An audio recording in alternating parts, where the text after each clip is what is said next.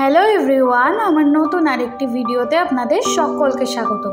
আশা করি আপনারা সবাই খুব ভালো আছেন। তো চলুন রেসিপিটা শুরু করি। আজকে বানাবো মোগলাই। দেখুন, আমি এখানে মোগলাই বানানোর জন্য যে আলুর তরকারিটা করব সেইটা বানানোর জন্য আমি এখানে আলু টুকরো করে কেটে নিয়েছি, একটু পেঁয়াজ কুচিয়ে নিয়েছি, আর একটু পেঁয়াজ গ্রেটও করে নিয়েছি, আর টমেটো একটু গ্রেট করে নিয়েছি, আর একটু রসুন কুচিয়ে নিয়েছি, আর নিয়েছি কাঁচা লঙ্কা।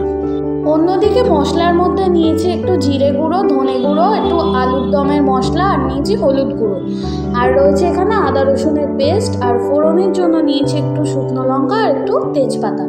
তরকারিটা বানানোর জন্য আমি এখানে কড়াইটা একটু গরম হতে দিয়েছি। কড়াই গরম হয়ে গেলে এর মধ্যে দিয়ে নেবো 2 টেবিল চামচ সাদা তেল। আপনারা তরকারিটা সর্ষের তেলেও করতে পারেন, আমি সাদা তেলে করলাম। তেলটা গরম হয়ে গেলে আমি এর মধ্যে ডুমো ডুমো করে রাখা আলুগুলো দিয়ে দিচ্ছি। আলুগুলোর মধ্যে একটু নুন আর একটু হলুদ গুঁড়ো দিয়ে আলুগুলো হালকা ব্রাউন করে ভেজে নেব। দেখুন, আলুগুলো প্রায় লাল লাল হয়ে গেছে। এবার আমি আলুগুলোকে একটু তুলে নিচ্ছি। এবার আলুগুলো তুলে নেওয়ার পরে ওই সেম তেলের মধ্যে আমি ফোড়নে দিয়ে দেবো একটু তেজপাতা আর একটু দেবো শুকনো লঙ্কা। শুকনো লঙ্কা আর তেজপাতাটা ভাজা ভাজা হয়ে গেলে আমি এর মধ্যে যে পেঁয়াজ কুচিয়ে রেখেছিলাম আর যে রসুনটা কুচিয়ে রেখেছিলাম ওইগুলো দিয়ে দিলাম। এবার পেঁয়াজ কুচি আর রসুন কুচিটা দেওয়ার পরে আমি দিয়ে দিচ্ছি পেঁয়াজ বাটাটা। পেঁয়াজটাকে ভাজা ভাজা করার জন্য আমি এর মধ্যে একটু নুন দিয়ে দিলাম। এবার পেঁয়াজটা হালকা লাল হওয়া অবধি আমি এটাকে ভাজতে থাকবো। দেখুন, পেঁয়াজটা আমার লাল লাল করে ভাজা হয়ে গেছে। এর মধ্যে আমি ওই টমেটো বাটাটা আর টমেটো কুচিটা আর এই কাঁচা লঙ্কাগুলো দিয়ে দিলাম। এবার এগুলো দিয়ে ভালো করে নাড়বো। হালকা নাড়াচাড়া করার পর এর মধ্যে আমি ওই আদা রসুনের পেস্ট খানিকটা দিয়ে দেবো। যেহেতু রসুন কুচি দিয়েছি তো আদা রসুনের পেস্টটা একটু দিচ্ছি। আদা রসুনের পেস্টটা দিয়ে ভালো করে নেড়ে নেব, ভালো করে নাড়াচাড়া করে কষিয়ে নেব মশলাটা। এবার হালকা ভাজা ভাজা হয়ে আসলে এর মধ্যে সমস্ত রকমের গুঁড়ো মশলাগুলো দিয়ে দেবো। একটু জল দিলাম আমি, যাতে মশলাগুলো পুড়ে না যায়। তো গুঁড়ো মশলার মধ্যে এখানে জিরে, ধনে, হলুদ গুঁড়ো আর একটু দিচ্ছি আলুর দম মশলার গুঁড়ো। এইগুলো দিয়ে ভালো করে মশলাটা কষিয়ে নেব। আর দিলাম একটু চিনি। আবারও মশলাটা ভালো করে কষিয়ে নিয়ে এবার হালকা একটু নুন দিয়ে দেওয়া হলো। নুনটা আপনারা বুঝে দেবেন, কারণ আলু ভাজার সময়তেও নুন দেওয়া হয়েছিল, আবার পেঁয়াজ ভাজাতেও হালকা একটু নুন দেওয়া হয়েছিল। আমি আবারও একটু জল দিয়ে দিলাম, আর জল দেওয়ার পরে এর মধ্যে একটু দিচ্ছি সয়া সস, 1 চামচ মতন বা হাফ চামচ মতনও আপনারা দিতে পারেন। আর দিয়ে দিলাম ওই যে আলুর দমের মশলাটা রেখেছিলাম ওটা একটু দিয়ে দিচ্ছি। দিয়ে ভালো করে মশলাটা আবার কষিয়ে নিলাম। দেখুন, মশলাটার দিকে কি সুন্দর রং ছেড়েছে। এবার এর মধ্যে আমি যে ভেজে রাখা আলুগুলো তুলে রেখেছিলাম ওই আলুগুলো দিয়ে আবারও মশলাটার সাথে ভালো করে কষিয়ে নিই। দেখুন, ভালো করে কষানো হয়ে গেছে। এবার আমি এর মধ্যে খানিকটা গরম জল দিয়ে দিচ্ছি, যাতে আলুগুলো একটু সিদ্ধ হয়ে যায়। এবার তরকারিটা কিন্তু মাখা মাখা হবে। দেখুন, আমি এখানে জল দিয়ে দিয়েছি। এবার খানিকক্ষণ এটাকে রেখে দেবো, যাতে আলুগুলো ভালো নরম হয়ে যায়। দেখুন, এখানে ফুটে উঠেছে। আর ঝোলটা আমি একটু টানিয়ে নেবো, কারণ মোগলাইয়ের তরকারি কিন্তু অনেকটা গা মাখা গা মাখা হবে।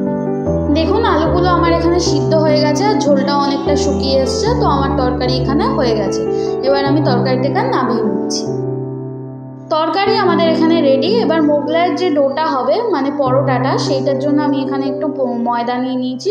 আপনারা যতটা খাবেন ততটা ময়দা নেবেন। আর ময়দার মধ্যে একটু নুন আর একটু চিনি দিয়ে নিচ্ছি। আমি চিনিটা এখানে দেখাতে ভুলে গেছি, আপনারা একটু চিনিও দিয়ে নেবেন, যাতে স্বাদটা ভালো আসবে। আর দিচ্ছি একটু ময়ামের জন্য হালকা একটু তেল, 1 টেবিল চামচ মতন তেল। এই তেলটা দিয়ে ভালো করে আমি এখানে ময়াম দিয়ে নেব।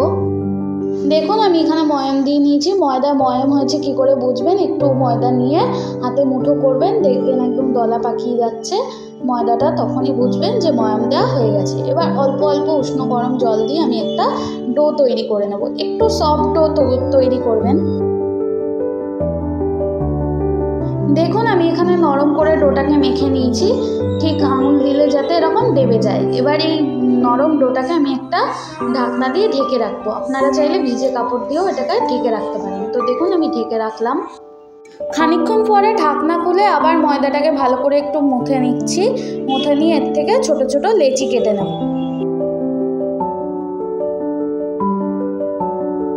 দেখুন, এখানে আমি সবকটা লেচি বার করে নিয়েছি। এবার এই লেচিগুলোকেও একটু ঢেকে রাখবো। ঢেকে নিয়ে আমি মোগলাইয়ের যে পুরটা হয় ওই পুরটা রেডি করে নেব।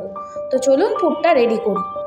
মোগলাই পরোটার মধ্যে যে পুরটা দেয় ওটা বিস্কুটের গুঁড়ো, পেঁয়াজ, লঙ্কা আরও নানা রকম মশলা দিয়ে করে। আমি এখানে একটু পেঁয়াজ কুচিয়ে নিয়েছি আর নিয়েছি এখানে একটু কাঁচা লঙ্কা। এর মধ্যে আমি হালকা নুন দিয়ে মাখিয়ে নিলাম। এবার নেব এতে একটা ডিম দেওয়ার পরে এটাকে একটু ভালো করে মাখিয়ে নেব। এর মধ্যে আমি আরও একটা জিনিস দেবো, ওটা আপনারা দিতেও পারেন, আবার বিস্কুটের গুঁড়ো দিয়েও করতে পারেন। আমি এর মধ্যে একটু সোয়াবিন গুঁড়ো দিয়েছি, মানে সোয়াবিনটাকে একটু ভালো করে গুঁড়ো করে নিয়ে একটু আধ ভাঙা মতন থাকবে ওই গুঁড়োটা নিয়েছি। দেখুন এখানে সোয়াবিনগুলো আমি দিয়ে দিচ্ছি।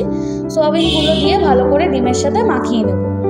দেখুন ডিমের সাথে আমার ভালো করে এখানে মশলাটা মাখানো হয়ে গেছে। এবার এর মধ্যে আমি একটু সয়া সস দিয়ে দিচ্ছি, আপনারা চাইলে সয়া সস না দিলেও পারে। সয়া সসটা দিয়ে আমি আবারও ভালো করে মাখিয়ে নেব। এর মধ্যে আরও একটা সিক্রেট উপাদান আমি দিয়েছি, ওটা আমি দেখাইনি, আপনারা চাইলে দিতেও পারেন নাও দিতে পারেন। আমি এর মধ্যে একটু দুধ দিয়েছি। দুধ দিলে দেখবেন যে কোনো পরোটাই না একটু নরম হয়, তো ওই জন্য একটু দুধও দিয়ে নিয়েছিলাম। তো দেখুন আমার এখানে পুরটা প্রায় রেডি। এবার চলুন ওই লেচিগুলো কেটে রেখেছিলাম ওই লেচিগুলো এবার বেলে নিই। দেখুন পরোটাটা আমি টেনে টেনে পাতলা করে বেলে নেবো। যতটা পাতলা করতে পারবেন ভালো হবে, তবে বেশি পাতলা করবেন না, তাহলে ছিঁড়ে যেতে পারে। দেখুন আমি এখানে পাতলা করে একটা শেপ দিয়ে নিয়েছি। আমি যেহেতু রুটি বেলতে পারি না, তো শেপটা ভালো হয়নি, আপনারা এটা চৌকো করে একটু বেলে নেবেন। এবার এর মধ্যে আমি যে সোয়াবিন, ডিম, কাঁচা লঙ্কা আর পেঁয়াজের যে পুরটা করে রেখেছিলাম ওই পুরটা 1 থেকে 1.5 চামচ মতন দিয়ে দিলাম। আমি যে এখানে ঘরোয়া স্টাইলে করছি ওই জন্য আমি মোগলাইটা ছোট ছোট সাইজের করছি। আপনাদের কাছে যদি স্পেস বড় থাকে তাহলে আপনারা বড় সাইজেরও করতে পারেন। এবার চারদিক থেকে আমি চৌকো করে ফোল্ড করে নেব, যাতে গোলাটা না বেরিয়ে যায়, মানে মিক্সিং যেটা আছে সেটা যাতে না বেরিয়ে যায়। দেখুন আমি এটাকে চারদিকে মুড়ে একটা চৌকো শেপ দিয়ে নিয়েছি। এবার আমি এটিকে হালকা গরম তেলে ছেড়ে দিচ্ছি।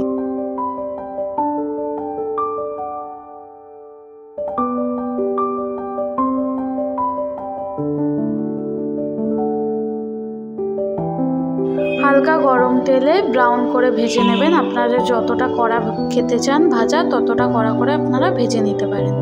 আমি দুদিকে উল্টে পাল্টে ভালো করে ভেজে নিচ্ছি। দেখুন আমার প্রায় এটা গোল্ডেন ব্রাউন করে ভাজা হয়ে গেছে দুদিকে। এবার আমি এটাকে তুলে নিচ্ছি। এরকম সেমভাবেই আরেকটা আপনাদের বানিয়ে দেখাচ্ছি। দেখুন প্রথমে আমি পরোটাটাকে ভালো করে বেলে নিচ্ছি। এই পরোটাটা আমি সুন্দর করে বেলে নিয়েছি। এবার এর মধ্যে ওই সোয়াবিন, ডিম, কাঁচা লঙ্কার যে মিক্সটা করে রেখেছিলাম ওই মিক্সটা 1 থেকে 1.5 চামচ মতন দিয়ে দিলাম। দিয়ে এবার চারদিকে ওইটাকে সুন্দর করে ফোল্ড করে নেবো চৌকো করে। দেখুন চারদিক টেনে টেনে আমি ফোল্ড করে নিচ্ছি। দেখুন আমার এখানে ফোল্ডটা কি সুন্দর হয়েছে।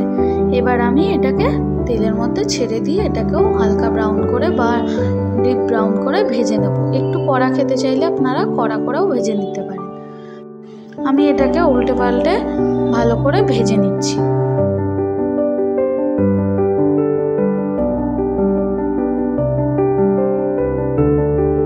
দেখুন কি সুন্দর ফুলে উঠেছে।